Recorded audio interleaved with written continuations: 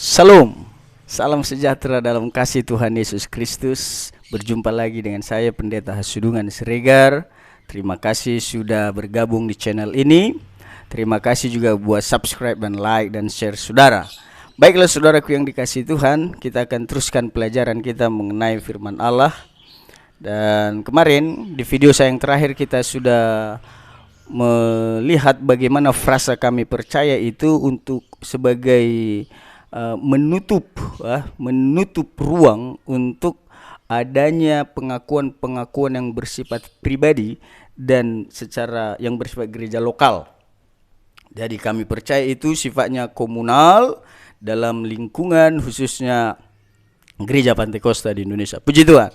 Kita akan lanjutkan saudaraku pelajaran kita dari butir yang pertama, pengakuan iman. Saya akan bacakan kembali untuk mengingatkan kita saudara-saudara. Kami percaya Alkitab adalah firman Allah yang diilhamkan Roh Kudus, terdiri dari 66 buku, Kejadian sampai dengan Wahyu. 2 Timotius 3 ayat 16, 2 Petrus 1 ayat 21. Untuk jelasnya, karena di sini dikatakan Alkitab sebagai firman Allah merujuk kepada 2 Timotius 3 ayat 16 dan 2 Petrus 1 ayat 21. Jadi tidak merujuk kepada Yohanes 1 ayat 1 dan Yohanes 1 ayat 14. Di situ penting kita pahami untuk membedakan Alkitab sebagai firman Allah dengan Yesus sebagai sang firman itu sendiri, saudara-saudara ya. 2 Timotius pasal yang ketiga, saudara-saudaraku, ayat yang ke-16. Saya akan bacakan firman Tuhan ini untuk kita lebih memahaminya. Ya. 2 Timotius. Terus sebentar ya, saya carikan dulu saudaraku. Ini dia. 2 Timotius pasal 3 ayat yang ke-16. Segala tulisan yang diilhamkan Allah memang bermanfaat untuk mengajar, untuk menyatakan kesalahan, untuk memperbaiki kelakuan, dan untuk mendidik orang dalam kebenaran. Itulah bunyi 2 Timotius 3 ayat 16. 2 Petrus pasal yang pertama, saudara-saudara yang dikasihi Tuhan, saya bacakan juga untuk kita lebih memperjelas Alkitab sebagai firman Allah ini dengan ayat rujukan ini. 2 Petrus pasal yang pertama ayat 21. Demikian bunyinya. Sebab tidak pernah nubuat dihasilkan oleh kehendak manusia, tetapi oleh dorongan Roh Kudus orang-orang berbicara atas nama Allah. Tetapi oleh dorongan Roh Kudus orang-orang berbicara atas nama Allah. Demikianlah bunyi ayat yang menjadi referensi yang mengatakan Alkitab sebagai firman Allah. Penekanan ini penting saudara-saudara, karena ada banyak pemahaman di luar sana tentang Alkitab ini. Dari sekian banyak pemahaman mengenai Alkitab, saudaraku, saya ambil 2 saja untuk membandingkannya dengan apa yang kita imani, kita percaya tentang Alkitab ini. Yang pertama adalah pemahaman yang mengatakan bahwa Alkitab itu mengandung firman Allah. Ya, jadi perhatikan kalimatnya saudara-saudara, Alkitab mengandung firman Allah. Kalau pengakuan iman kita tadi saudara-saudara yang dituliskan di sini adalah Alkitab adalah firman Allah. Jadi itu berbeda sekali, mengandung dan sebagai firman Allah itu beda sekali saudara-saudara. Kenapa mereka mengatakan demikian? Karena argumentasi mereka adalah Alkitab juga mengandung firman iblis dan juga firman manusia. Untuk catatan bagi saudara, firman itu artinya perkataan. Jadi kata-kata itu adalah firman. Jadi kata-kata saya ini adalah firman saya, begitu. Nah, di mana ayat yang mereka gunakan? Di peristiwa jatuhnya manusia ke dalam dosa, Kejadian pasal 3. Saya akan bacakan saudara-saudara untuk kita pahami ya. Kejadian pasal yang ketiga. Demikian bunyinya. Saya baca saja ayat 1 mulai ya. Manusia jatuh ke dalam dosa. Adapun ular ialah yang paling cerdik dari segala binatang di darat yang dijadikan oleh Tuhan Allah. Ular itu berkata kepada perempuan itu, tentulah Allah berfirman, semua pohon dalam taman ini jangan kamu makan buahnya, bukan? Lalu saut perempuan itu kepada ular itu, buah pohon-pohonan dalam taman ini boleh kami makan, Tetapi tentang buah pohon yang ada di tengah-tengah taman, Allah berfirman, jangan kamu makan ataupun raba buah itu, nanti kamu mati. Tetapi ular itu berkata kepada perempuan itu, sekali-kali kamu tidak akan mati. Tetapi Allah mengetahui bahwa pada waktu kamu memakannya, matamu akan terbuka dan kamu akan menjadi seperti Allah, tahu tentang yang baik dan yang jahat. Saya sampaikan di situ, saudara-saudara. Jadi ini jelas dialog antara ular dan Hawa, dan ular itu diyakini sebagai manifestasi iblis. Iblis merasuk kepada ular untuk ular datang mencobai si Hawa. Itu yang pertama kasusnya. Yang kedua, saudara-saudaraku, kita lihat dalam Matius pasalnya yang keempat, ya, Matius 4. Demikian bunyinya. Pencobaan di padang gurun. Maka Yesus dibawa oleh Roh ke padang gurun untuk dicobai iblis. Perhatikan saudara-saudara, untuk dicobai iblis. Kemudian ayat 2. Dan setelah berpuasa 40 hari dan 40 malam, akhirnya laparlah Yesus. Lalu datanglah si pencoba itu. Siapa si pencoba itu, saudara-saudara? Iblis, ya. Kemudian datanglah si pencoba itu dan berkata kepadanya, jika engkau anak Allah, perintahkanlah supaya batu-batu ini menjadi roti. Nah, inilah yang menjadi dua ayat yang saya kutip lah ya dari pembelaan mereka yang mengatakan bahwa Alkitab itu mengandung firman Allah. Justru maksudnya nyatanya, faktanya ada firman-firman iblis ini. Jadi bagaimana kita untuk menjawab orang-orang ini? Begini saudara-saudara yang dikasihi Tuhan.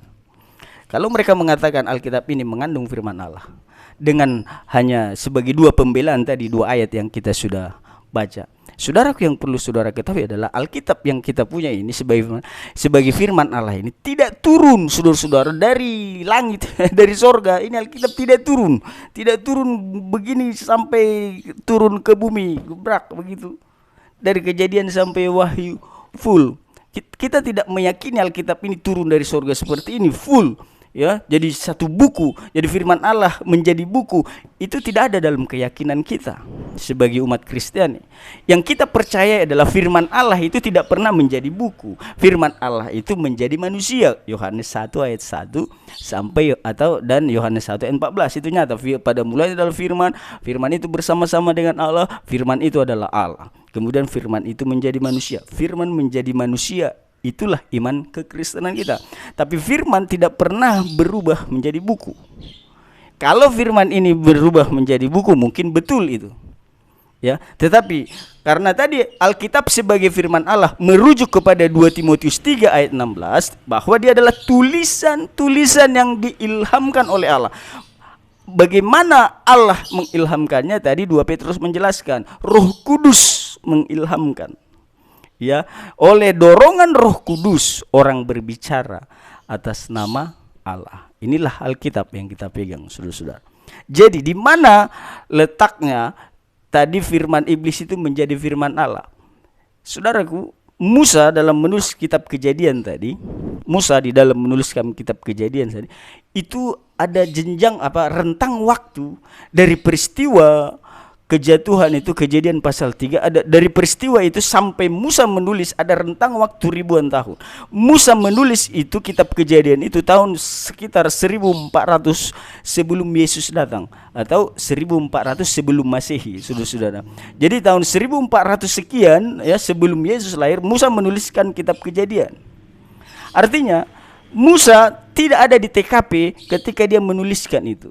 Jadi Musa bukan seorang wartawan yang kemudian dia datang menulis dan dia dengan berbagai sumber dia tanyakan, kemudian dia tulis, dia catat. Bukan demikian posisi dalam penulisannya. Murni apa yang dituliskan Musa adalah ilham dari Roh Kudus. Disitulah letaknya dia sebagai firman Allah. Walaupun perkataan iblis itu, perkataan Hawa manusia itu, firmannya iblis, firmannya, tapi menjadi firman Allah ketika Musa menuliskannya. Karena Musa mendapatkan itu dari Roh Allah yang menginspirasi dia, sehingga dia dituliskan itu oleh Musa. Disitulah kualitasnya sebagai firman Allah. Jadi si Musa tidak sedang tape recorder begitu mewawancara atau melihat peristiwa itu dia kemudian record begitu, dia rekam kemudian dia tuliskan.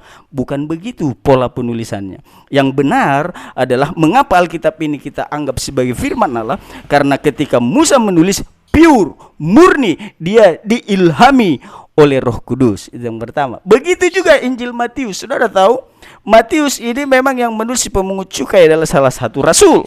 Tetapi ketika dia menulis peristiwa itu tentang pencobaan tadi di padang gurun itu, dia belum diangkat jadi rasul pada peristiwa itu, saudara-saudara. Karena pada peristiwa itu waktu Yesus dicobai di padang gurun, dia belum belum ada rekrutmen para rasul, belum ada itu. Nanti setelah Yesus turun dari situ baru dia merekrut para rasulnya, ya kan saudara-saudara. Nah, Injil Matius ini saudara ditulis sekitar tahun 60. Tahun 60. Padahal Yesus mati pada tahun 33. Ya, jadi ada berapa puluh tahun saudara-saudara. Udah, jadi tahun 60 Matius menulis.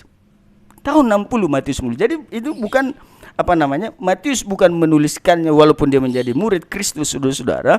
Dalam 3,5 tahun kebersamaannya dengan Yesus, dia pakai buku, misalnya dia punya buku catatan harian begitu, si Matius. Misalnya dia hari pertama bersama Yesus, dia tulis begini. Bukan, saudara-saudara. Waktu mereka bersama-sama Yesus, nggak ada satupun yang menulis tentang apa yang mereka kerjakan, ajaran-ajaran, nggak ada yang menulis, saudara-saudara. Nggak ada yang menulis. Matius saja menulis Injilnya tahun 60 Masehi. Yesus sudah nggak ada di situ. Jadi bagaimana dia sama dalam penulisan itu, sama seperti yang dialami Musa. Sama, kalau Musa menulisnya kejadian yang ribuan tahun dia tuliskan oleh ilhaman Roh Kudus, maka Matius pun menuliskan Injilnya udah puluhan tahun jaraknya, dia baru menuliskan dalam kuasa yang sama, naungan yang sama, ilham yang sama dari Roh Kudus yang sama yang dimiliki oleh Musa, yang datang kepada Musa, menginspirasi Musa. Roh Kudus yang sama menginspirasi Matius untuk menuliskan Injilnya, termasuk di situ tadi perkataan iblis itu. Disitulah kualitas firman-Nya. Itu sebabnya kita tidak menyetujui pandangan yang mengatakan bahwa Alkitab itu mengandung firman Allah. Divonis oleh bapak-bapak rohani kita bahwa Alkitab adalah firman Allah, bukan yang lain. Ya, bukan dalam pandangan yang lain, bukan dalam pemahaman yang lain. Puji Tuhan, saudara. Yang kedua pandangannya adalah bahwa Alkitab itu menjadi firman Allah kalau kita sudah mengalami. Nah, ini lagi pandangan yang kontroversi, saudara-saudara ya. Alkitab itu menjadi firman Allah karena kalau dia sudah kita alami. Nah, ini ada bahayanya, saudara-saudara. Jadi Alkitab ini sebagai firman Allah ketika ada kita pengalaman-pengalaman yang nir alamiah, pengalaman-pengalaman yang supranatural. Jadi kalau tidak punya pengalaman berarti dia tidak firman Allah. Itu bahaya, saudara-saudara. Bahaya.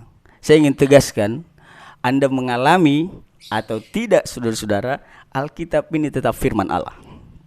Ya, Anda mau mengalami pengalaman yang supranatural atau tidak, ketika Anda baca Alkitab, itu tidak mengubah statusnya sebagai firman Allah. Jadi artinya begini, saudara, sederhana. Pengalaman Anda tidak berdampak apa-apa terhadap kebenaran bahwa Alkitab adalah firman Allah. Ya. Jadi pengalaman Anda kalau banyak, misalnya Anda baca Alkitab banyak, Anda mengalami pengalaman-pengalaman, enggak lantas menambah bobot Alkitab sebagai firman Allah, tidak. Atau ketika Anda tidak mengalami sama sekali, mereduksi Alkitab menjadi tidak lagi firman Allah. Tidak, saudara-saudara. Sekali lagi ya, Anda punya pengalaman atau tidak, Alkitab tetaplah firman Allah. Ya, Alkitab tetaplah firman Allah. Puji Tuhan, saudara yang dikasihi Tuhan. Jadi untuk pelajaran kita saat ini saya sampaikan dulu sampai di sini.